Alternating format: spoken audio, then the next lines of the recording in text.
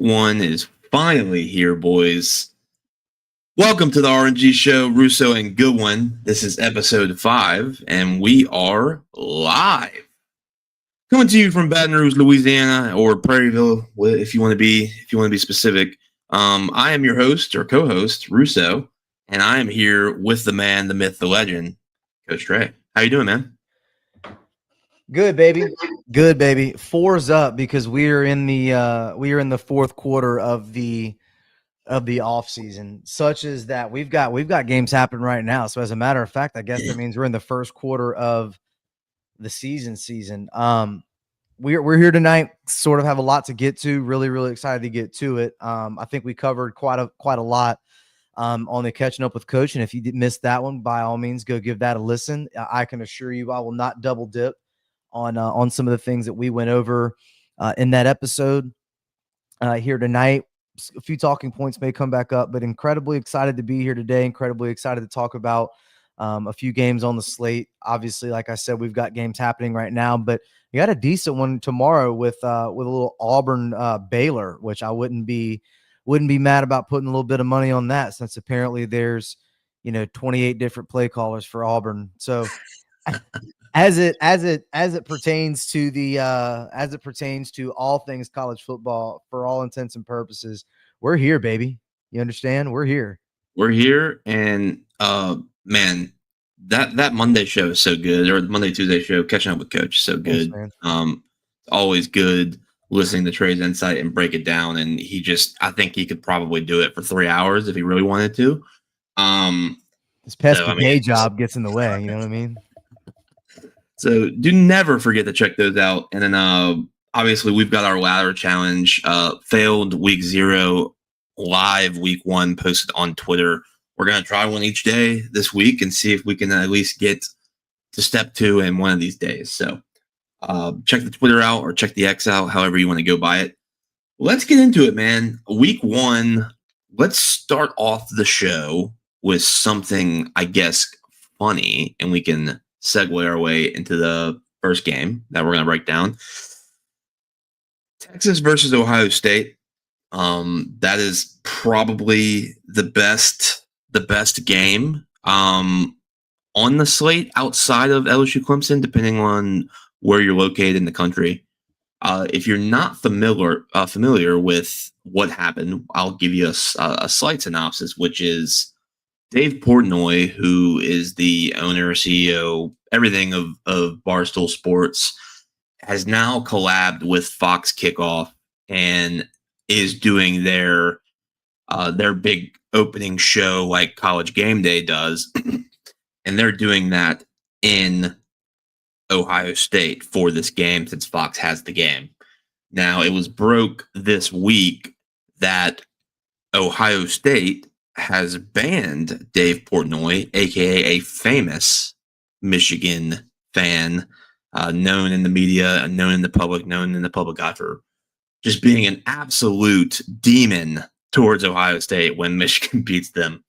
So he was banned. That's what the initial news came out. Then the AD for Ohio State comes out and basically disputes it and says it wasn't us. It was Fox Sports that actually called off the dogs on that. And it's interesting because it's tough, right? For Fox, they're the ones that they don't like. This is probably great TV for them. Like, I really do think that this could be a huge moment if they actually let him in, despite the rumors that it was Ohio State themselves that banned it. I think Fox has confirmed that they were the ones that basically just said, we don't want any drama. We don't want any BS on our show on the airwaves, and thus, so we will just peacefully call off the dogs and all of that. So I think that's hilarious. Obviously, I think that inflated his ego, and he's posted several videos since then.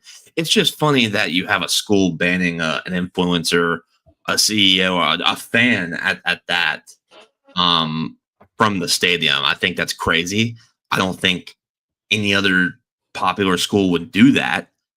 I do think that if this were a situation where it was like a Clemson fan or an LSU fan going to Clemson would be one like none of that happens in the. I'm not saying it's an SEC versus Big Ten thing, but it's a little petty. But anyways, had to bring that up. It's in the thumbnail. Dave Portnoy versus Ryan Day instead of Steve Sarkisian. Trey, any thoughts on this fiasco that's going on? I mean, I find it to be funny that there are, inherently more than, I don't know, 30 billion people that could be invited to go watch a football game, and they're going to choose one of the biggest advocates for the sport to get the pissy pants with. I have a severe problem with, them being that petty with the situation. But it's really not unlike the Big Ten to be petty, since we know they've been spending the entire offseason trying its very darndest to piss off everyone that could possibly be pissed off, and that cheer for SEC teams. So it's really not unlike the Big Ten to be petty, to be completely candid with you. However, Portnoy does know how to push the wrong buttons on people, and he does it on purpose. And I'm sure that he's going to like probably, house some sort of, watch party or whatever. Like, don't go to the game, come to my watch party type thing. And, drop, 300 racks to have that. So it really wouldn't shock me if he did something like that. But again, dude, it's so petty, but it's so funny because it's like, man, college football is really back, isn't it? Like we're back to doing petty stuff. We're here, and this kicks off at 11 a.m. Central Time, 12 p.m. Eastern, and it's basically the number 1 versus number 2 team.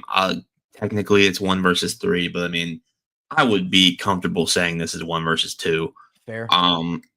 The line is currently at -1.5 for the home team, or is it 2 now on flat 2? It was 1.5. It's been floating. I'll check. It's been fluctuating back and forth. Ohio State is the favorite still, to my knowledge, on that. Well, they're going to beat favorite. They're at home. I don't 1.5 live right now. I got that at 3. So I mean, I think obviously we've seen Arch Manning play, right? I think he's going to be the number 1 story in this game. Like, is he going to be that kid that goes in, shows that he's the Heisman front runner for a reason, and win this game? I think to me, this is a huge challenge for him, right? You open up against the defending champs, one, on the road, basically the first game, like the appetizer of the weekend. All eyes are going to be on you. How do you think he performs here? Do you think it's going to be a rocky start? Do you think it's going to be cool, calm, collected? Like, what are your thoughts? Like, what do you think is going to play out? Because obviously that's just the big story in this game. Like, obviously there's other variables that will impact the game, but I think we really live or die on this result for Arch's performance here. Well, it'll go as far as, he's got a counterpart that's also making his first start in Julian Sayin. So, I mean, honestly, both kids are incredibly talented, and it's actually kind of funny. Isn't it weird how very, very comparable Ohio State and Texas are? And then to the other game that's the coup de grace for us is the LSU Clemson game. And so these teams are very similar in their makeup. Listen, I was never one of those people that said that Arch was a 3-star based on his name. I think that's incredibly disrespectful to say something like that, unless you have, facts to back it up. And if you've got facts to support that he, represents a 3-star, low arm strength, bad vision, no poise in the pocket, whatever. But man, he's kind of shown in what you've been able to see. He has shown that he's got it. It's, can you have it for 4 quarters? Can you have it down in and down out when you're not, beating the crap out of a team by 3 touchdowns, and you can just, like, no mistake that you make is going to be the end of the game. Like, when you have that kind of pressure on you, like, how are you? However, I've said this from the beginning. I think that I fall on the side of I think Arch is going to be really good. There's no real evidence for me to suggest other than being a hater to to the contrary. I just think that he's very good. He has the makeup. He's the son of not one but like 63 different coaches. I mean, he is got everyone in his ear telling him that he's right. You know what I mean? Like, it's always the son of a coach, and Garrett's got that, right? But he's a humble kid. Like, the way that he carries himself as these media reels roll out from him, like, you've never really seen him say something like, "Well, I'm a Manning." So, like, like it's just a complete 180 from sometimes when you see famous athletes' kids act. So without going into depth on that, like, he could be an arrogant douche, to call it, to be brazen. Like, he could, but he's not. So that tells me that he's got a little bit of a good head on his shoulders, and he's got some moxie. I'm excited for him, man, because Texas being good at football makes it feel like the SEC is making the right decisions when they add these teams. And recent reports are showing interest in North Carolina and Virginia, which I don't really know how I feel about that. The SEC? Yes. That there's common interest. Now, I don't know how far down the aisle they are. I mean, I'm not sure that they're at the altar or anything like that. We might just be, throwing flowers down the road. But I think Oklahoma's going to show you something. Oklahoma's been a tried and true football program for a very long time. I just think that they've got to get their bearings together, and maybe they've got their own got to right their ship over there at Oklahoma. So, I'll put it to you like this. Over or under 1.5 on John Mateer, Arch Manning, and Julian Sayin being as good as advertised to be called a good quarterback. Over under 1.5 on those three. I'd say over. I mean, I've heard very good things about Moneyline Mateer. I think we know he's got a sick DraftKings and FanDuel account, right? Dude, sick. Over 1.5. I mean, I think that's easy. Okay, me too. I agree. I mean, I'll throw out a fact. Maybe, and this might put some respect on his name after I say this. Texas has won 11 straight road games. Impressive, and they've had a relatively tough schedule. Stat. That's usually my thing. That's a great stat.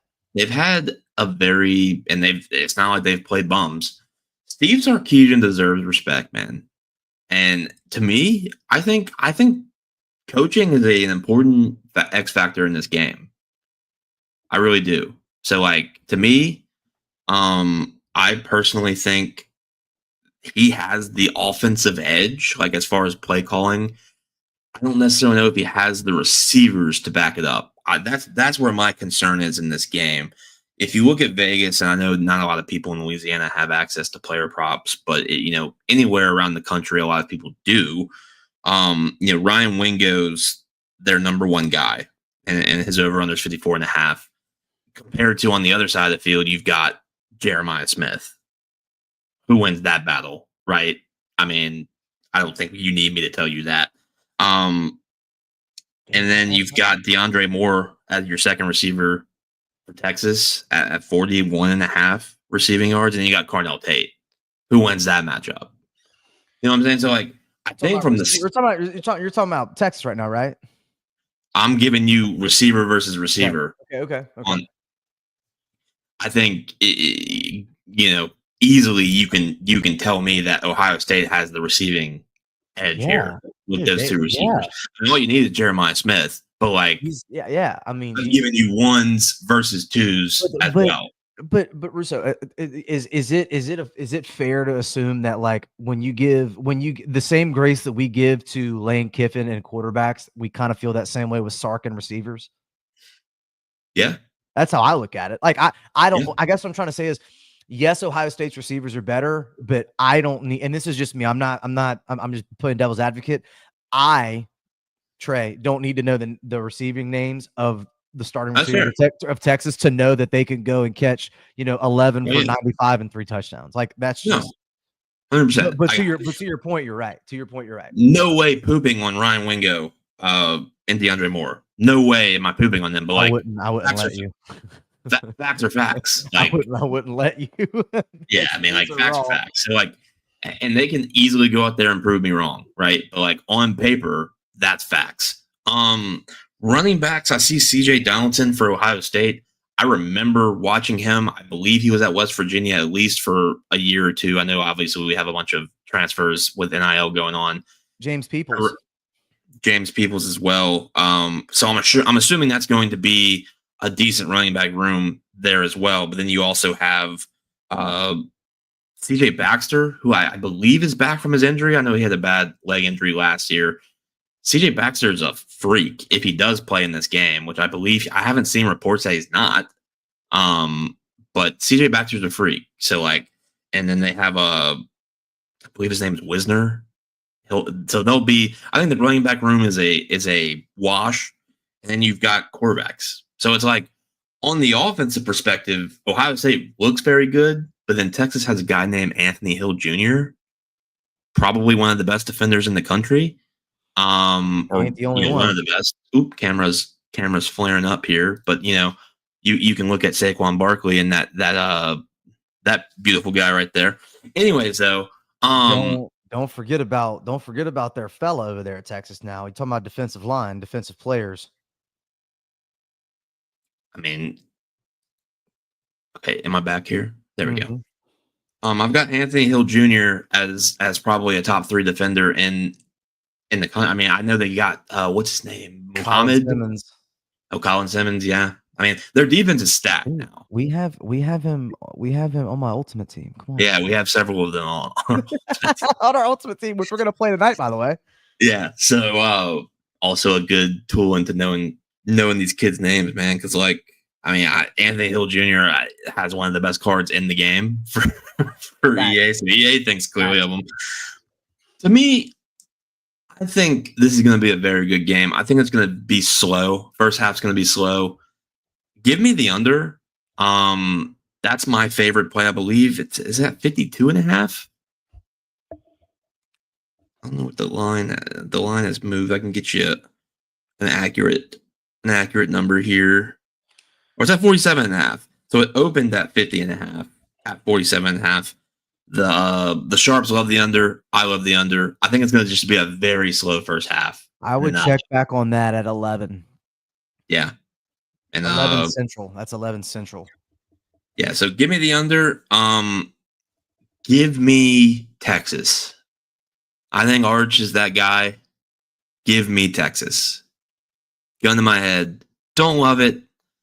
But I'm on Texas's side here. If you want to take the hook or if you want to play up to the hook, be my guest. Texas, I like them straight up. Texas outright. Yeah. Yeah. Didn't we? I've changed my mind. Okay. Look, I mean, you have your right to do that. And look, you double dip, right? Yeah, you can double dip. But that's where I'm at. I don't know where you're at. I think it sounds like you're leaning still Ohio State. I easily could be wrong. When you look into this as a deep dive, I just think Texas has more depth, I pick Clark. Yeah, I mean, I'll pick Clark. I'll pick Clark. I'll pick Clark. Anyways, that's going to be a fun game. I'll give you more of maybe a betting perspective on that on Russo After Dark tomorrow. But let's move on. I know Trey's just steaming right now after some of the breaking news that we just heard for the LSU Clemson game. So I'm going to give the floor to him. That was, dude, that was part of in the middle here. In the midst of starting the show, I kind of was like down here and I was taking a phone call. I was not trying to call and poke around. I was actually getting a phone call from the from the missus. Shout out Peanut. How we feeling over there? Holding it down for the crib. We leave for the beach tomorrow. Super excited about that. And I'm going to be honest with you, dude. I think I need the beach. I think I need the beach right about now. I think I need the beach because I just know how long we've been waiting. And if you'll allow me, like, if you'll allow me to kind of divvy this for a second. For all of the summer, we wait and constantly talk about what's going to happen. How's this going to look? And most of the time you spend the entirety of the summer pumping yourself up with truth serum. Man, I'm nervous. I don't know how it's going to look. We haven't won the first game in the last few years. I mean, we've got new pieces. We got this, we got that. And then right around when camp comes around, you start getting the footage and you start seeing these guys run with no knee pads on. And then from that point until, the beginning and midway through August, all of a sudden you're at the end of August and you've now convinced yourself that your team's going to go 12-0 and go to the playoff undefeated and untouched. It's a cycle that never ends in college football. And that's why this is the greatest game known to mankind. But if you would just for like 1 second, just put together in your mind, what could culminate this far to get you over the hump? Is it an extra X and O? Is it, that one play that you drew up while, the game plan's already put in place, but you're mulling over it. You're staying awake till 4:00 in the morning. If you're the offensive play callers, going over it, trying to add one more wrinkle. I can tell you what I didn't have on my bingo card is Clemson taking what, if confirmed true, the weakest possible, blatantly hysterical angle of all time. And it's going back. And for those of you that don't know where I'm gonna go with this, it has been reported here lately that AJ Halsey, the transfer freshman, the transfer safety from your Houston Cougars, is apparently going to be likely suspended for the first half. And the reason for that is because in the last game that he played last year, Houston and BYU, he got in a fight and was kicked out of the game, but it was for disciplinary conduct reasons, basically unsportsmanlike conduct. However, it has been said, and we're waiting for confirmation that that ruling was changed to fighting, and fighting serves a half-game suspension of the next game that you play, despite where it is. So what's beyond me is that you managed to go your entire way through the summer. The SEC claims to not have any knowledge of this, nor does LSU. And around Wednesday, you get word of this. So it's funny that a Clemson beat writer that goes by the name of David Hood comes to Twitter and says, quote, doing research and found out that starting safety AJ Halsey, who transferred from Houston, was ejected for fighting in the fourth quarter of Houston's bowl game against BYU. I'm fairly certain he will have to sit the first half against Clemson. Now, I'm not really sure what you were doing last night, Roos, but I'm certain that you were watching. I'm certain that you were watching Houston and BYU, right? Like, I'm sure that, among the many things that surface your day, helping raise a nephew, being a supportive, better half to your loved ones, maybe being a good son, showing up for work on time, drinking your water, going to sleep. I'm fairly confident that watching BYU and Houston end game would be what you would do if you were a reporter, correct? Am I correct? Oh, that's not what you were doing? No. Okay.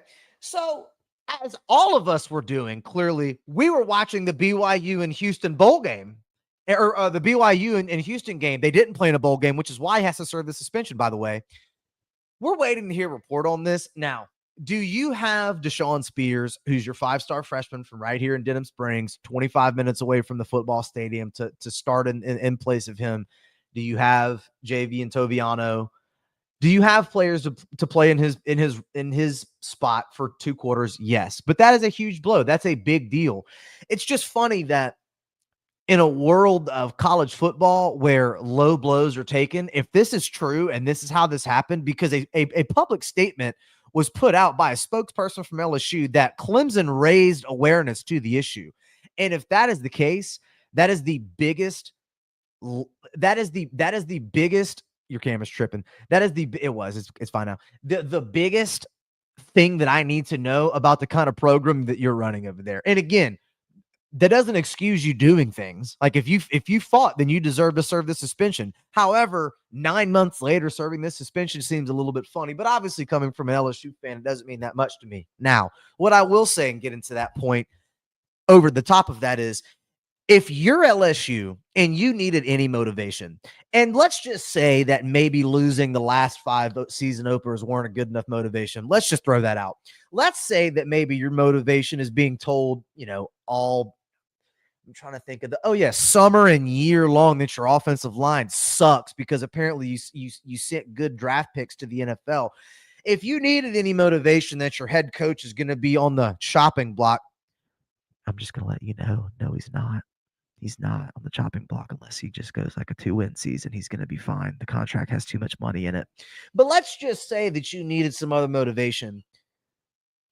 Let me speak into the mouthpiece clearly, like I'm trying to figure out my phone bill.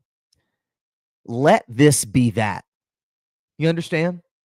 Let this be the thing that puts you over the top. When you're getting yourself ready and you're listening to your pregame hype, your pregame songs, whatever gets you excited, looking at a picture of you and your family, thinking about, how you can make it to the league one day and retire your mom and put somebody at, to comfortability in life, to do well right now, to put yourself ahead of where maybe you could have been if it weren't for, playing college sports.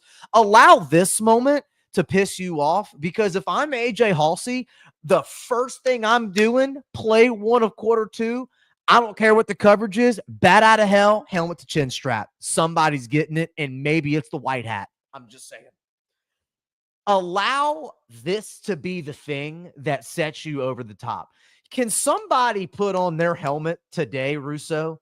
And can somebody tell me that we're going to have some balls and go out and hit somebody in this game and let someone step up? Okay, so your starting safety sits. Step up. It's game 1. Step up. This is your opportunity. Put on, okay? Because the amount of things that you have heard is basically that they shouldn't even play the game and just have a running clock. The way they're saying it right now, including me. I picked Clemson to win the game because they're at home. So let this be from someone who works in sales and looks for anything to get mad at, to give you one extra call. It's always, that's the rule in sales, one more call. Let this be your one more call. Let this be your reason to go that much harder. Because, dog, if this comes out to be the reason why they found out about this, and this isn't to hide it because we didn't want this to come out, for Florida or, whatever. But for game 1, if this is how it happens, oh my God, if this is how it really went down, that's low, that's sneaky, that is slimy, and that is exactly what I needed to know about the kind of program that you're running if this is the kind of crap that you're doing. That's all I have to say. I'm honestly shocked that you didn't rip a curse word there. I figured I was cracking up the whole time. One of the closest people and closest people in my life, one of my uncles who I know is watching this show and I see in church regularly, I know is watching and very much would prefer that I not. So I'm trying. I'm trying. I'm close. But yeah. Yeah, I mean, I think the news sucks, right? I think we can all agree with that. Does it make or break this game?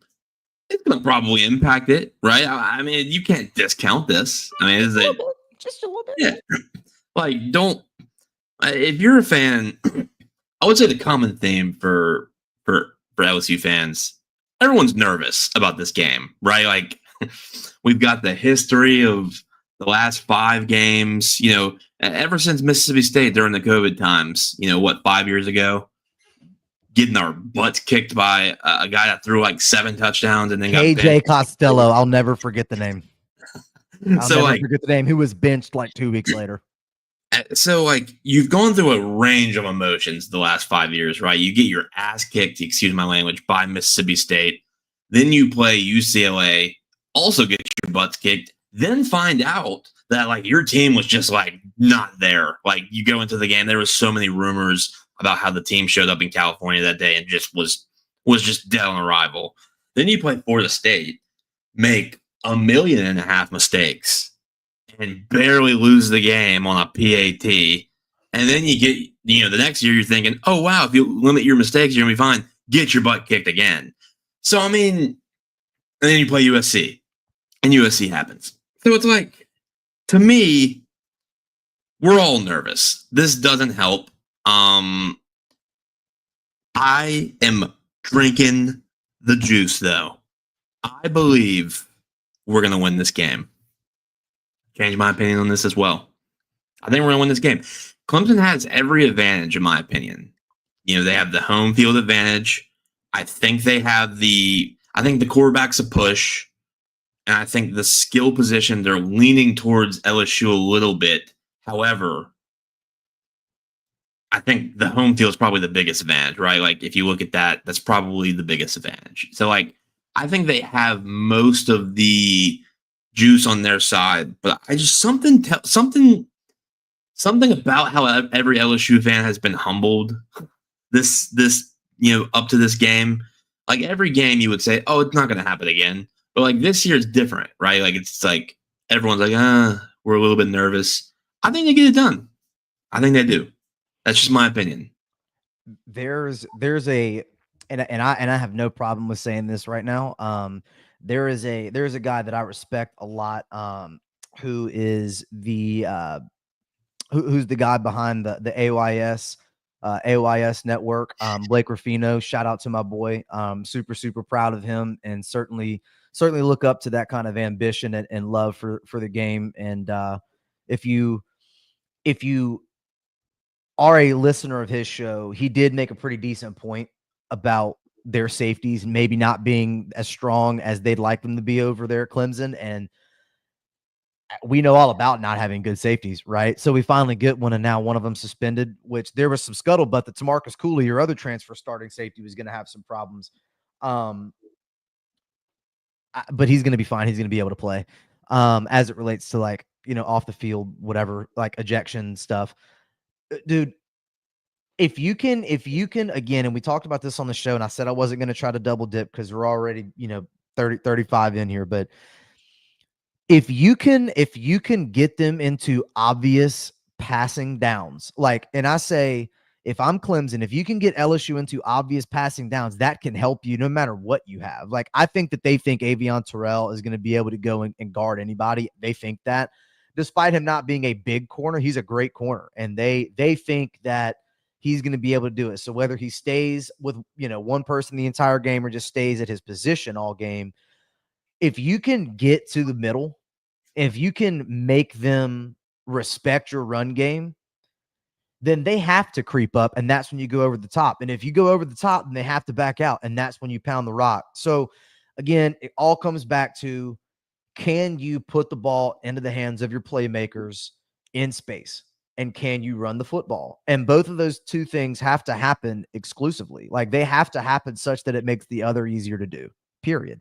So again, does it suck? Yes. Is it a blow? Absolutely it is.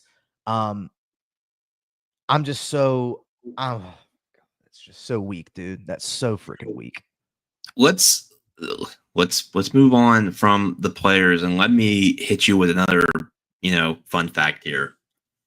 LSU, when committing less than 60 yards of penalties since the 2023 season, is 12-4. What is always the issue week 1? Penalties. What is another issue? Mistakes. You've got to limit the stuff you can control, right? Penalties, false starts. Look, we've got a fresh offensive line. I would be very shocked if you don't see a false start or some miscommunications very early on, right?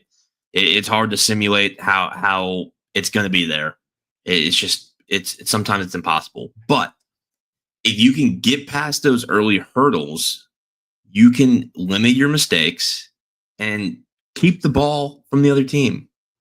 If you can come out with just one turnover, honestly, no turnovers and less than 6 penalties, the stuff you can control, not the personal fouls and stuff like that's probably going to happen given the physicality of this game.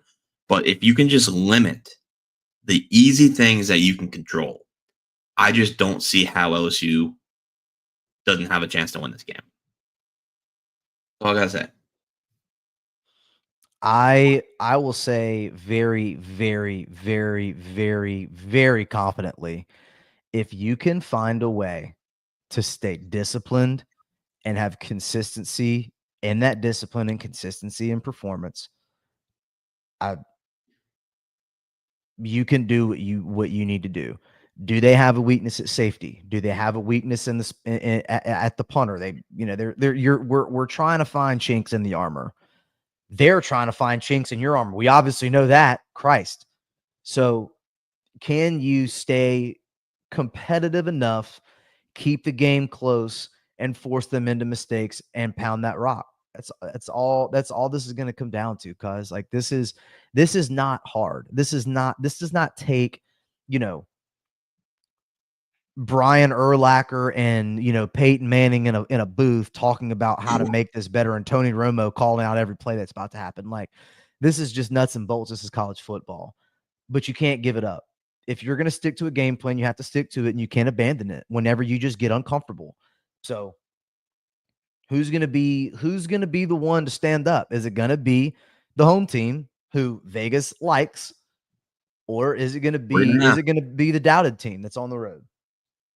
I'm surprised because I don't think everyone's so like typically the public is heavy on LSU week 1, where it's like whatever the line is, you just know going into the game day, it's going to creep a little bit more towards their side. It's not happening here, man. It has been steady, flat 4 and 3.5 back and forth between those two lines. Now we could get to game day on Saturday, and we could see this get to 3 flat or 2.5. I don't think so, man. I think, and that's a testament to like, I don't think a lot of people believe that they can win this game, and they have every right to think that. Why wouldn't you, given the last 5 years? However, something's got to give. Who's going to step up? Who's going to do it? I'm so ready for this game, man. This is the game of the weekend for us, obviously. Obviously, we get an appetizer with Texas, Ohio State. We've talked about this for like the last 3 episodes, man. We're just so excited to see what happens. Hopefully something good, and we can go from there and continue on with our season as well as Clemson, go our separate ways after this. And it doesn't get much easier for LSU after this. You have I wouldn't say a break, but an easier game, and then you've got Florida week 3. So it's like, there are no breaks in the SEC, man. However, this game can set the tone for your season. And if you can break through the mold here, man, it's going to be exciting. But that's it. Give me LSU plus 3.5. You're going to hear more about this in depth from a betting perspective on Russo After Dark again. Trey will be on his way to the beach and cozy from there. And we will be in lots of communications, I'm sure, on Saturday to get some bets in. We'll have some player props. I'm bringing my AirPods to the sand. You understand? Yeah, we're gonna have player props. We're gonna have it all, man. It's football is back. Games are on currently as we speak. There was for a second. Missouri was technically tied, but I think a play got called back. It was 6-6. But I think like a 50-yard touchdown got called back from what I saw on my phone. And it's 9-0 now, Missouri. Boise State's losing, I believe, 7-10. So like, how about South Florida? So we are back. Check out Russo After Dark tomorrow. Check out Catching Up with Coach the following week. We're at 59 subscribers. Can someone get us to 60, man? I've been looking at it. Can somebody get us to 60, please? Because we've got something special whenever we get to a milestone, but 60 is the next benchmark. Come on, get us there. So. Give us one. Somebody out there is not subscribed. I know it. Anyways, everyone enjoy football. Everyone enjoy their Thursday night, and let's have a fun weekend. Go Tigers, not Clemson.